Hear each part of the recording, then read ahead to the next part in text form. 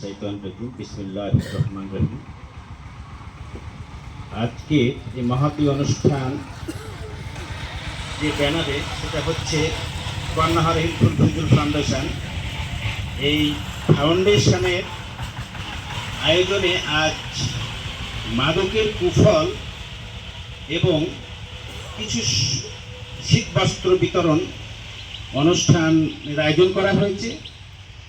এই আয়োজনে আমরা সকলে সুস্থ শরীরে আজ এই মঞ্চে উপস্থিত হতে পেরেছি, তার জন্য সেই মহান রব্বুল আলামিনের শুকরিয়া আদায় করছি, আলহামদুলিল্লাহ। এবং দরুদ নবী মুহাম্মদ সাল্লাল্লাহু আলাইহি সাল্লামের উপরে। আজকে অনুষ্ঠানের সভাপতি, বিশেষ অতিথি এবং গণ্যমান্য ব্যক্তিবর্গ এবং বৃদ্ধ মা বোনেরা আমাদের সামনে আছে, সকলকে সালাম, আসসালামু আলাইকুম। আজকে যে আয়োজনটা করেছে এটা হেল্পফুল ফিজুল ফাউন্ডেশন। এই ফাউন্ডেশনের ক্ষুদ্র একটা চেষ্টা, খুবই সামান্য হলেও আমার কাছে খুব ভালো লাগছে যে তারা একটা ভালো শুভ উদ্যোগ, মানে তাদের ইচ্ছাটা খুব ভালো।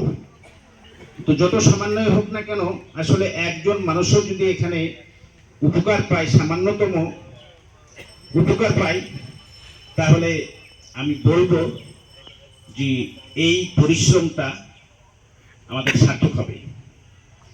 আর এই ফাউন্ডেশনের সভাপতি সহ আরো যারা কর্মকর্তা আছেন বা বিভিন্ন দায়িত্ব পালন করছেন, তাদেরকে ধন্যবাদ যে এরকম একটা ফাউন্ডেশন কথা চিন্তা করেছেন এবং আপনারা এটা দীর্ঘদিন চালানোর জন্য একটা পরিকল্পনা করেছেন।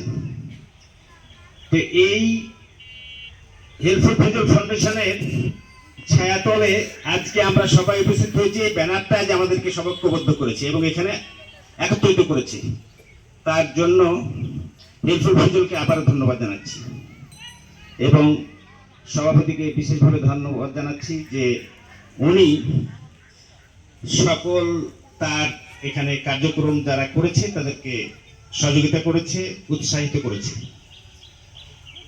আজকে আমি ছোট্ট কয়েকটা কথা বলবো, যেটা হচ্ছে মাদকের কুফল নিয়ে।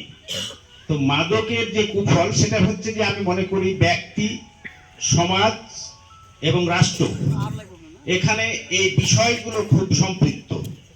কারণ দেখেন যে আসলে মাদক আসলে আমরা বন্ধ করতে চাই, নির্মূল করতে চাই, কিন্তু আসলে কিভাবে করব, এবং তার অনেক কুফলও আছে। তো সেটা হচ্ছে যে আমরা এই ক্ষুদ্র পরিসরে যাই করি না কেন, সেটা দিয়ে আসলে বন্ধ করা সম্ভব না আমি মনে করি।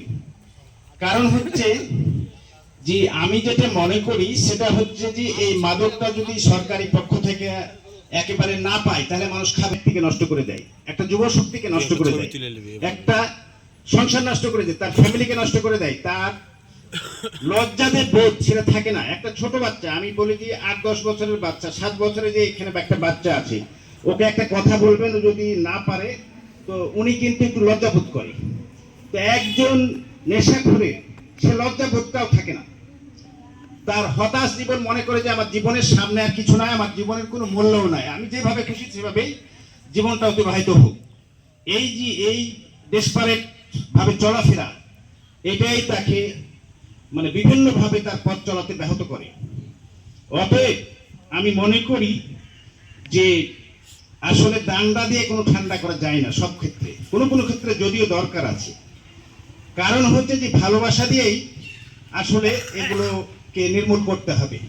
কারণ হচ্ছে দেখেন যে জোর করে আপনি ভয় দেখালে কিছুক্ষণ হয়তো হতে পারে, তার বিরত থাকতে পারে, কিন্তু চুরি চুপি সারি সে কিন্তু আবারও চেষ্টা করবে যে আমি ওটা খেতে, কারণ এমন তার নেশাক্ত হয়ে যায়। এটা একমাত্র আমি মনে করি যে এখান থেকে বেত হওয়ার জন্য যে কবচ, রক্ষা কবচ, সেটাই হচ্ছে ধর্মীয় অনুভূতি এবং ধর্মীয় মূল্যবোধের জাগরণ। যদি সেটার উদাহরণ হিসাবে আমি বলতে চাই, তাহলে একজন গাঁজাখোর যদি রোজা থাকে, তাহলে দেখবেন সারাদিন রোজা অবস্থায় সে খাচ্ছে না, এই নেশা করছে না, বিড়ি খাচ্ছে না, বা অন্য নেশা করছে না, কিন্তু তার প্রবণতাটা এমন আছে যে ইফতারি করার পরেই সে ওই নেশার জন্য ঘুরে বেড়াচ্ছে। আমরা এরকম শুনি, নেশা করার মুখে শুনি, এটা আমার কথা না। এবং আমরা তাছাড়াও এই বিড়ির নেশাটাকে বা সিগারেটের নেশাটাকে খুব ছোটভাবে দেখি। এটা কিন্তু ছোটভাবে দেখার কোনো সুযোগ নেই। কারণ হচ্ছে এই বিড়ি বা সিগারেট থেকেই কিন্তু বড় নেশার উৎপত্তি হয়। তো এই আমরা সাধারণভাবে আমরা সব মানুষেরাই দেখেন যে আমরা কিন্তু এই বিড়ি খাওয়াটাকে তেমন মনে করি না। আবার একটা আমাদের এক শ্রেণীর সমাজে লোক বাস করে, তারা মনে করে যে একাটুক যদি নেশা টেশা না করে, ওরকম আল খেলনা না চলে, তাহলে মনে হয় মডার্ন হলো না। এই যে তাদের একটা কুসংস্কার বা কুরুচির মানুষ তারা আমাদের এই সমাজটাকে নষ্ট করে দিচ্ছে। কারণ কখনো একটা অসামাজিক কোনো কিছু সমাজে এসে কোনো ভালো কিছু নিয়ে আসতে পারে না। তবে আমাদের যেটা দরকার, আমি যদি এখন বলি, অনেক উদাহরণ আছে। আপনি একটা জিনিস চিন্তা করবেন যে যারা জেলে গেছেন, জেলটা কত মানে সেফ। একটা খাবারও মানুষের জন্য আপনি দিতে পারবেন না মরে গেলেও, কারণ এটা নিয়ম আইনে নাই। কিন্তু মাদক চলে যায়, অহরহ চলে যায়, এবং মাদক ভিতরে যে খাচ্ছে, আবার মাদকের ভিতরে শাস্তিও আছে। তো আমি বলবো যে আসলে যদি আমরা ওখানে কেউ না কেউ ওটা পার করে বা ভিতরে ঢুকিয়ে দেয়, অথচ দেখেন স্বাভাবিক খাবার আইনে নাই তো কেউ ঢোকাতে পারবে না।